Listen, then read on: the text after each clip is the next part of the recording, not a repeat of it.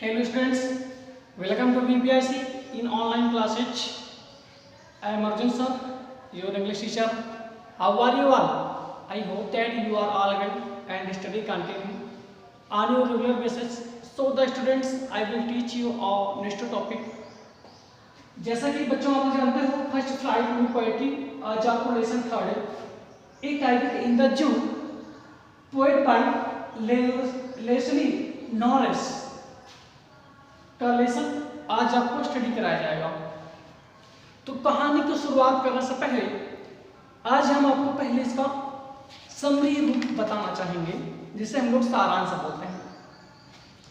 तो अगर हम कहानी की बात करें, इस कहानी में जैसा कि आप लोग जानते हो कि अगर किसी भी जीव प्राणी या जानवर को अगर एक स्थान पर कैप्चर कर दिया जाए, बंद कर दिया जाए, तो उसे पीड़ा होती है, चाहे हम हो, चाहे आप हो, चाहे कोई हो। तो बस यही सेम कंडीशन जो है यहाँ पे लेखक ने एक टाइगर के बारे में लिखा है कि टाइगर जैसे आप लोग जानते हो कि जंगलों में आज़ाद स्वतंत्र घूमता है और अपने शिकार करता है, अपने गुर्राता है, अपनी नेचुरली कार्य जो भी है वो किया करता है। लेकिन अगर उसी टाइगर को एक पिंजरे में कैद कर दिया जाए, चिड़ियाघर के पिंजरे में कैद कर दिया जाए, बंद कर दिया जाए, तो उसकी मेंटालिटी कहीं ना कहीं खो जाती है, जो उसका नेचुरली कार्य होता है वो लूज हो जाता है। तो लेखक इसी के बारे में वर्णन करता है। तो आज हम आपको थोड़ा समरी बताना चाहेंगे। इस कहानी के माध्यम से कवि यह संदेश देना चाहता है कि किसी भी जानवर को एक अगर पिंजरे में कैद कर दिया जाए, जैसा कि यहाँ पे टाइगर के बारे में बताया गया कि अगर टाइगर को हम पिंजरे में कैद कर दें तो जो उसका चलना, उसका गुर्राना, उसका जो नेचुरली जो भी कार्य है वो उसे कहीं ना कहीं एक नेचुरल वर्क में बैरियर क्रिएट करता है, यानी बाधा उत्पन्न करता है। उसकी मनोदशा जो होती है वो बिल्कुल डिफरेंट होती है। एक आज़ाद और एक गुलाम होने में यह फर्क बताता है लेखक ये भी बताता है कि कोई भी अगर चिड़ियाघर में उस टाइगर को देखने आता है तो वो उसे इग्नोर करता है, पसंद ही नहीं करता। जब वो चलता है तो ऐसे लगता है उसके अंदर एनर्जी नहीं है, उसका जो बिल्कुल जो तौर तरीके हैं ढंग से वो कहीं ना कहीं धूमिल से पड़ गए हैं, बिल्कुल अजीब सा है। तो कहानी की शुरुआत करते हैं। अब आपको पूरी तरीके से डिटेल्ड स्टोरी मिलेगा। तो जैसे कि जब भी लेखक ये बताता है कि कोई भी दर्शक अगर देखने आता है टाइगर को चिड़ियाघर में तो उसकी ओर ध्यान नहीं देता, इग्नोर करता है, कोई आया होगा, कोई उससे कोई मतलब नहीं होता है। तो चलते हैं पहले कहानी की ओर, जो आपको काफी कुछ सीखने का यहां से मिलेगा। तो चलते हैं पहले कहानी की ओर। ओके, लिखा है he starts in his vivid stripes the few step of his cage on pads of velvet quiet in his quiet rage. कहानी बहुत ही अच्छी। तो चलते हैं, जैसा कि मैंने लिखी स्टार्ट्स, STALKS, स्टार्ट्स का मतलब होता है धीरे धीरे चलना। अगला है विविड, विविड का मतलब होता है स्पष्ट या चमकदार। स्ट्राइप्स माने होता है धारियां, चीता होता है ना, उसके ऊपर देखा धारियां बनी होती बिल्कुल चितकबरे टाइप में, तो वो यहाँ पर लेके आ गया है। इसके बाद लिखा फ्यू, फ्यू माने होता है कुछ या थोड़ा, स्टेप्स माने होता है कदम, हिज केज, केज माने होता है पिंजड़ा जिस पर वो बंद है। The on pads, PADS, pads मतलब होता है पंजे। ऑफ वेलवेट, वेलवेट मतलब होता है मुलायम या गद्देदार या मखमली। क्वाइट माने चुपचाप। In his quiet rage, quiet माने बिल्कुल यहाँ पे, और रेज माने होता है गुस्सा या नाराजगी। तो लेखक पहली 4 पंक्तियों में यह बताना चाहता है कि एक टाइगर जो होता है, यहाँ पर शुरुआत में बता रही हूँ, एक टाइगर जो होता है वो जू में एक केज में, जो कि केज में बंद है, उसका वहाँ पर उल्लेख किया गया है। लेखक कहता है कि he stars in his vivid stripes, he stars in his vivid stripes, वह चुपचाप अपनी स्पष्ट धारियों में धीरे धीरे उस पिंजरे के चारों ओर चलता या घूमता है। वह का मतलब कौन? टाइगर, यानी टाइगर अपने पिंजरे के चारों ओर अपनी धारियों में धीरे धीरे चलता है। The few step of his cage, फिर माने कुछ स्टेप्स माने कदम ऑफ हिज केज, अपने पिंजरे में, यानी लेखक ने यहाँ पर बताया कि जो टाइगर है अपने पिंजरे में कुछ कदम धीरे धीरे बिल्कुल स्पष्ट धारियों में इधर उधर पिंजरे में चलता है। On pads of velvet quite, जिसके पंजों की आवाज बिल्कुल उत्तेजनापूर्ण है या क्रोधपूर्ण भरी हुई है। वह ऐसे चलता है कि जैसे वो लगता क्रोधित है। तो लेखक ने यहाँ पर बताया कि on pads of velvet quite, उसके जो पंजों की चलने की आवाज है वह बिल्कुल नाराजगी या गुस्सा प्रकट करता है। इन हिज क्वाइट एज, जैसे वह बिल्कुल ही गुस्सा हो। तो लेखक यहाँ पर बताता है कि वह अपने पिंजरे में कुछ कदम चारों ओर ऐसे चलता है मानो वह बिल्कुल चलने की जो धारियां हैं वह बिल्कुल उत्तेजनापूर्ण है। On pads of velvet quite, उसके पंजों के चलने की जो आवाजें हैं, वॉइसेज हैं, वह बिल्कुल शांत है, मामूली तरह के शांत है। इन हिज क्वाइट एज, जो बिल्कुल जैसा कि वो बिल्कुल क्रोध से भरी हुई चलने की आवाजें हैं, जो बिल्कुल क्रोध से चलने की आवाजें हैं। ये रहा आपका पहला स्टेंजा का अर्थ। इसके बाद लेखक ने बताया कि he should be lurking in Shadow. Lurking का मतलब होता है घात लगाते हुए, जैसे किसी पर झपट्टा मारा जाता है तो वहां पर उसको लर्किंग बोला जाता है। जैसे आपने देखा होगा टाइगर किसी का अगर शिकार करना हो तो बिल्कुल शांत होकर के घात लगा करके बैठता है, तो वही यहाँ पर लर्किंग मतलब घात लगाना।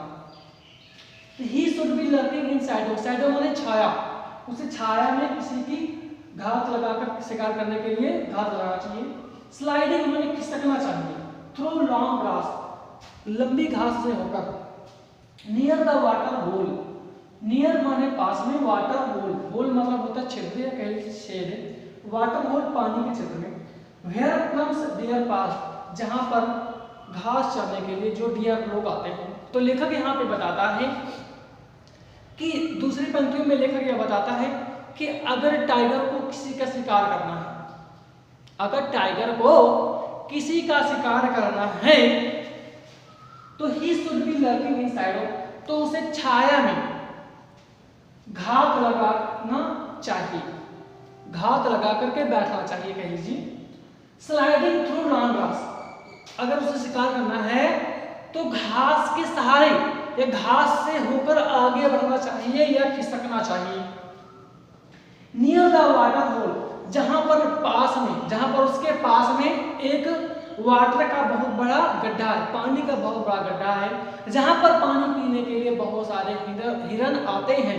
अगर उन हिरन का शिकार करना है टाइगर को तो उसे घास से हो करके आगे की ओर खिसकना चाहिए और उस छाया में घात लगा करके बैठना चाहिए। तो लेखक ने इन दो पंक्तियों में बताया है। चलते हैं अगले टॉपिक की ओर।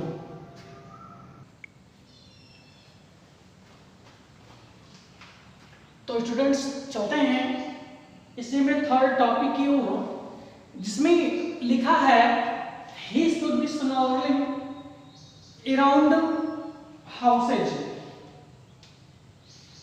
at the jungle's edge, bearing his white fangs. Clause terrorising the village. तो थर्ड स्टैंजा में लिखा गया है जैसा कि ही शुड बी स्नैरलिंग। स्नैरलिंग का मतलब होता है गुर्राना, गर्जना करना। इसके बाद लिखा है एज। एज माने होता है किनारा, एज का मतलब होता है किनारा। और बैरिंग BARING, बैरिंग का मतलब होता है एक्सपोज करना, इसे मतलब खोलना अपने आवाज को। इसके बाद फैंग से लिखा FANGS। फैंग्स का मतलब होता है लंबे नुकीले दांत। क्लाज माने पंजा टाइगर के। टेरराइजिंग डरावना करना। तो चलते हैं, अब इसमें लेखक बताता है कि अगर टाइगर का जो मुख्य कार्य है वो कैसा होना चाहिए। एक टाइगर किस प्रकार का होता है जब वह फ्री होता है, स्वतंत्र होता है, जंगलों में होता है, तो वो कैसा होता है। तो देखते हैं इसमें। He should be sneaking around the houses at the jungle's edge, bearing his white hands, his claws, terrorizing the village। यानी लेखक यहाँ पे बताता है कि जब एक टाइगर जो है फ्री होता है, जंगल में आजाद घूम रहा होता है, तब वो कैसा होता है। He should be sneaking around houses। उसे ही मतलब उसे मतलब टाइगर। ये टाइगर को घर के चारों ओर गुर्राना चाहिए, यानी आवाज लगाना चाहिए। एट द जंगल्स एज, जंगलों के किनारे पर, जंगलों के किनारे पर जो भी घर होते हैं, टाइगर को वहां पर आवाज लगाना चाहिए या कह लीजिए गुर्राना चाहिए। बेरिंग हिज व्हाइट फैंग्स, जैसा कि यहाँ पे हमने आपको पहले भी बताया, बेरिंग BARING। बेरिंग मतलब होता है खोलते हुए, खोला मतलब अपने मुंह को खोलते हुए। हिज व्हाइट फैंग्स, फैंग्स का मतलब मैंने बताया जिसमें लंबे नुकीले दांत होते हैं। अपने मुंह को खोलते हुए जिसके अंदर उसके लंबे और नुकीले दांत होते हैं। हिज क्लाज, और अपने पंजों को खोलते हुए टेरराइजिंग द विलेज, जो गांव के लोगों को भयभीत करते हैं, उसे अपना रौद्र रूप दिखाना चाहिए।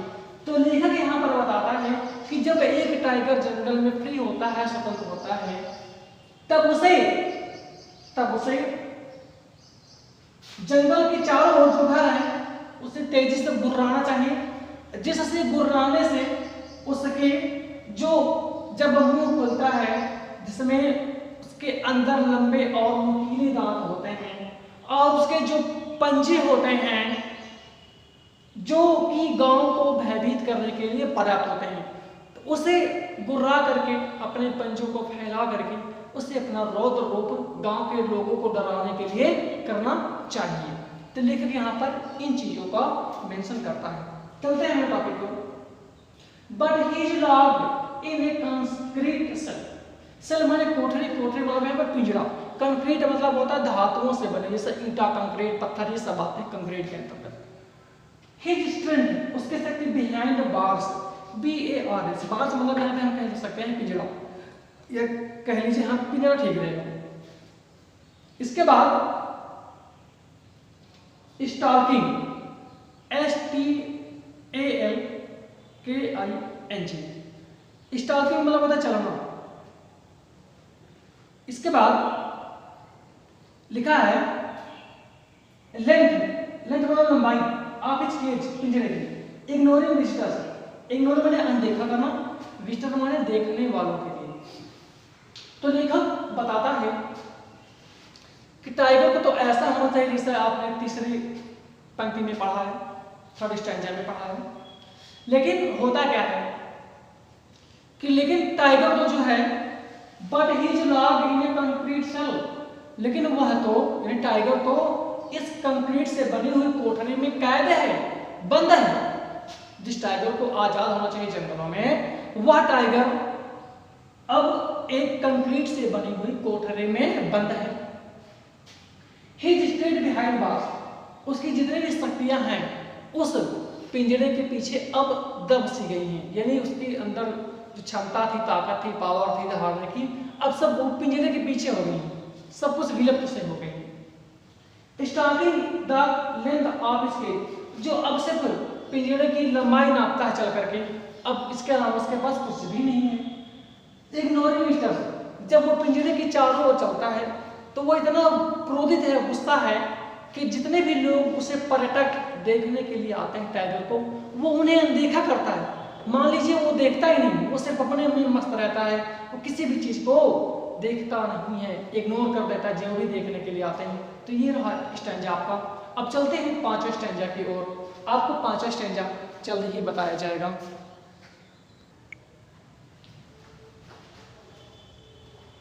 तो बच्चों चलते हैं फिफ्थ स्टैंजा की ओर। लिखा है, he hears the last voice at night, the patrolling cars, and stares with his brilliant eyes at the brilliant stars.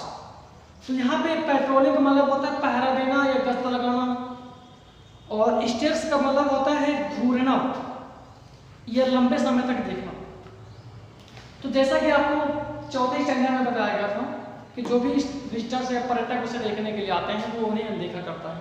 तो देखता किस चीज को, ये भी तो होगा, तो देखता किस चीज को देखते हैं स्टैंजा में। He hears the last voice at night, वह सिर्फ रात की अंतिम आवाजों को सुनता है। द पेट्रोलिंग कार्स, जो कि कार के चलने की आवाजें होती हैं, वह सिर्फ उन आवाजों को सुनता है जो सिर्फ रात के कार के चलने की होती हैं। And stairs with his brilliant eyes, और उससे यानी उस कार चलती हुई कार को अपनी चमकदार आंखों से सिर्फ घूरता रहता है, एक तक देखता रहता है। एट द ब्रिलियंट स्टार्स, और इसके अलावा वह सिर्फ अपनी चमकदार आंखों से चमकते हुए तारों को देखता रहता है। तो लेखक यहाँ पे बताता है कि जो टाइगर है जब वो पिंजरे में बंद होता है, जैसा कि अंत में कंक्लूजन तौर पे बताया गया, जो भी पर्यटक देखने के लिए आते हैं वो उसे देखता नहीं है, अनदेखा करता है, लेकिन सिर्फ वह रात को चलती हुई कारें जो भी होती हैं उनकी आवाज़ों को सुनता है और अपनी चमकदार आंखों से उससे लंबे समय तक देखता रहता है, या कह लीजिए घूरता रहता है। इसके अतिरिक्त वह सिर्फ रात में जो तारे चमकते हैं उन्हें चमकते हुए तारों को देखता रहता है, इसके अलावा वह अन्य कुछ भी कार्य नहीं करता है। तो टाइगर की कहानी है पर बेटा इन होती है। आपको ये वीडियो आज ही सेंड हो जाएगा, आप वीडियोस को देख के समझें। इसके बाद जो भी पैराग्राफ्स हैं जो भी हैं आप तक पहुंचेंगे, तब तक के लिए okay tata, see you letter.